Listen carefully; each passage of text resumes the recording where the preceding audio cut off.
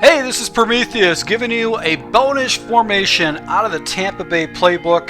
To be frank with you, I didn't think I was going to go ahead and break this down, but this formation is just so good. I had to break it down for you. I was actually looking for a play where I can kind of take advantage of my fast running back Trey Mason with his 92 speed, and I gravitated to the strong close primarily because it's got all the things that I need to go ahead and attack my opponent with. So this is something that's been broken down. It's been a very popular formation for the past few years with Madden. I know a lot of people have broken this formation down, but a lot of the same things that have been harassing opponents with the strong close over the past few years are still in the game as of this year, and I'm assuming it's going to be for Madden 17. So I'm going to go ahead and break this down. Basically, this whole formation is going to be broken down by the quick toss. The quick toss is essentially what's going to open everything up for me. That's going to force my opponent to make adjustments, and then I'm going to go ahead and sprinkle in some pass plays to go ahead and abuse my opponent with it. So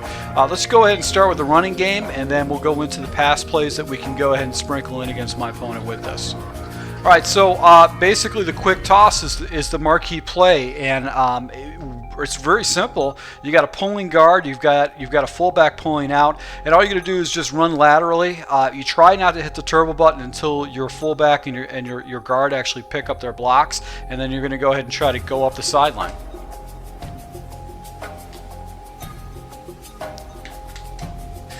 Now I do like to run off to the left side of this formation. It just seems that I actually get better blocking against my opponent. As you can see right here, I'm going to go ahead and get the nice blocking. Could have turned that up for some pretty good. Now a lot of times what's going to happen is you're going to have your opponent shifting their linebackers or putting a safety down in the box, and usually what's going to happen is you're going to have a hard time trying to get that ball up the field or hit the angle because you've got that extra defender in the area. So whenever I see an extra block in the area, you can either flip the play or you can go into one of the standard audibles, which is the buck zone weak. But if you take a look at the play art, you're on an island over here with two basically blockers in the area, and the way the run works, it runs like a stretch play. So that linebacker should basically come screaming off the edge and hit me in the backfield. So if he starts rolling his coverage like this, you can actually go into the zone bucks weak, but you know you're going to be basically blind. You have blind tackles right there. You've only got one-on-one blocks. So if you motion your tight end over, that's going to give you an extra blocker. It'll give you a double team that you can run behind and be able to get those tough yards up the middle. So, that's basically kind of the running game. You're going to have to go ahead, your opponent's going to have to stop the pitch to the outside. They're going to have to go ahead and stop that inside zone. It's just going to be a very, very difficult scheme to go ahead and stop, especially if you get good blocking down the field. Now, the other running plays are going to be the counter weak and then also the halfback dive. Once again, if your opponent is overcompensating, you can go ahead and hit him with the dive down the middle. You're going to get really, really good blocking. All you really have to do is just follow the fullback. He's going to lead you to the promised land. So just go into the hole where the fullback's at, and you'll be able to pick up massive yards. I don't necessarily like the counter. I don't think it's that great of a play. I would rather just go with a dive and just go with the guaranteed tough yards up the middle. Now, so the next play is going to be the next plays I'm going to break down are going to be some of the audibles. The Bucks wide trail. Another audible we break down is going to be the deep cross zone, and I like to complement that for the play where I'd be going ahead and motioning my tight end and showing run and actually hitting them deep up. So that'd be a nice thing. Some of the pass plays that I like calling out of this formation would either be mesh or the wide receiver out and tight end option. That's nice because you got a nice little angle route by the running back outside. So let's just go ahead. I'm gonna go ahead and break down some of my favorite passing plays, and we'll just go ahead and get into the audibles after that. Alright, so mesh is a really great play. Really all I'm going to do is I'm going to go ahead and take my wide receiver, my flanker, and actually go ahead, and my number one wide receiver, and actually go ahead and take them and streak them up. And it's really going to be progressions. They're going to be reading be looking to the right side. My first progression is going to be the fullback to see if a defender actually falls it, and if it's a cover 3 zone blitz, that means the flats generally will be wide open. So I'm going to go ahead and abuse my opponent with the fullback. My next progression is going to be looking at Evans going down the middle, because if a defender falls into the area and it is a cover 2, Evans should be wide open. Then I'll progress up to Shafarian Jenkins, and then I'll come back down to Jackson across the middle. So basically we're going to go ahead, and as you can see right here, the defender actually falls out to the flat, and I'm able to go ahead and hit the play across the middle. So my first progression is going to be the flat, and a defender comes out. And then I'm going to be looking up. I've got some defenders over there. I basically got 3 people in the defenders, but as you can see, my drag route is just wide open, and generally what happens is you can turn it up for an easy 7-yard. So streak up Evans and just go ahead and look for the reads right there. And I've got this deep corner route that if I want to go ahead and throw it to, that's great. So on the flat, I could have actually hit the flat down there. It was a cover 3, and I've actually, the way this blitz was set up, it looks like it was a cover 3 shell, yellow, and then blitzers coming off the edge. And I actually forced it up because of the way the defense was set, and this wide receiver Mike Evans actually pulling the defenders. I can hit the corner out and actually pick up some pretty major yards. But it could have been either way. I could have actually went ahead and hit the flat route, but I decided to go ahead and hit up top to this tight end on the corner route. So once again, we go ahead and take a look at the flat. Defenders fall into flat, and usually that drag is just going to beat him. Now, Vincent Jackson's a slow wide receiver, so he is not necessarily going to be someone who's going to blow away a defender in coverage. So this really has a lot of the key components that you need to actually beat your opponent, whether he runs man or zone, and you'll be attacking your opponent off to the right side. And now I'm going to go ahead and show you a play where you can attack your opponent off the left side against man and certain zone coverages, and be able to hit gaps in the middle of the field too.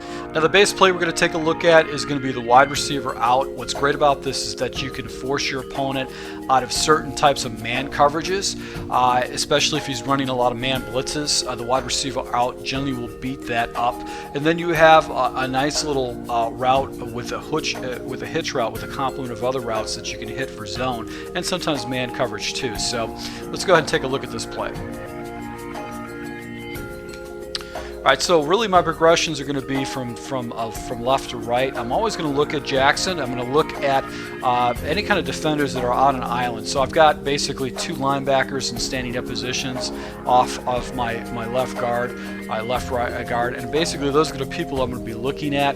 If they start floating back towards that red speed out with Jackson, I'm just going to let that route go and go to my next progression. My next progression is going to be over here on Evans, because I know that if it's a cover 3 shell or cover 4, I've got a flat. I've also got Surveyor Jenkins doing kind of a deep post route, very flat post route, and Evans should be alone on an island. If it's man coverage, that hook route will actually be pretty easy. And then finally, if it's an all-out blitz and the defender comes down on Evans, I've got Lane in the flat. If it is cover 2, that kind of gives me a funny alignment. They fall back in zones. My final read will be Martin. So if my guys all look like covered, I know that Martin should be wide open because there's going to be no defender on Martin. So this actually isn't an island, it's actually man coverage or some kind of a cover 3, and it actually can hit that play pretty much the entire time. So really it's going to be trying to go ahead and focus on this red route, especially if I get single coverage, because he's always going to get a free release. Now I've got off coverage here, and it looks like a blitz is going to be coming off to the right hand side, and if a defender does fall back, I've got the flat with the pressure I can go and hit. So I want to show this progression. I could probably still hit this out, but because this defender was floating out towards Jackson, it was actually kind of a risky play, especially if you're playing against a team that's got good outside linebackers or middle linebackers. So I'm going to be looking at Evans next as my read, and as the defender falls back to him, my next progression is going to be the flat, as you can see, is wide open, and that's an easy play to be able to pick up a good 7 or 8 yards. Rolling coverage, and that out route is just money. So you're really going to abuse your opponent with this out. That's going to be your first read, easy read. But when you got guys floating back like this, you're going to go ahead and hit it with this hitch route, and that's where you're going to get really going to harass them at it. So my progression once again is going to go ahead and look off to this receiver off to the left, and as you can see, this defender comes blitzing in, but this defender is actually shading to the outside and will make a play to the outside of the ball. I could have forced it in there, but why bother when I know I've got other reads on the backside of the formation. So my next progression is going to be right here, and because this tight end is doing an in route, he's going to pull a defender away, and I've got a flat route pulling another defender away, giving me a hole to be able to go ahead and sink the ball back here for a 15-yard gain. So this is it's a really effective play. Then finally, if I don't have any kind of blocking assignments, I've got this running back right here that I can check down, and that's when I'm going to run into a cover 2. So this is a really good play. I really like running this play. The only time I really get myself in trouble is if this wide receiver is on a man plus or a press, and he doesn't get off the press, that's when I'm going to get in some trouble with this. But if he's got a little separation between him and a defender, I know that he's going to hit that. He's going to hit that outside and give me some easy yards. The last base play that I would call is probably tight end option. This is a play that I like to go ahead and run against my opponent if he's in the end zone. It just gives me another read, and really I'm going to be looking for the inside reads. I'll be looking for lane on the inside. I'll either hook him up and put him in an option route, or I'll actually go ahead and look for my running back. And really what I'm going to do is just going to go ahead and look for that easy progression underneath. It's more of a play that I just want to go ahead and hit my opponent on the inside in different spot areas that he's not used to seeing, because he's usually going to be defending the outside. So this is kind of a third down play, not necessarily a play I'm actually going to go ahead and use a lot against my opponent, but it's just something I'd consider just throwing into the scheme just to keep him honest, keep him thinking about some of the things that he has to go ahead and defend. Alright, so one of the first audibles is going to be the Bucks Y Sail, and this play, it just didn't really work that effectively for me. I didn't think it's that great of a play, but because you've got Jackson doing like a slant and then like a deep flag route, and then you've got the angle route by the tight end, this has actually got some pretty good man beaters. The one adjustment I do make is I like to go ahead and drag Evans across the middle, and I probably do that because I want to get a free fast release and basically make it easy to read whether I'm going to dump the ball down low or if I'm going to go ahead and try to attack my opponent up high. And if I've got the man coverage, I'm going to go ahead and take the man coverage across the field because I want my opponent to actually try to defend those flats.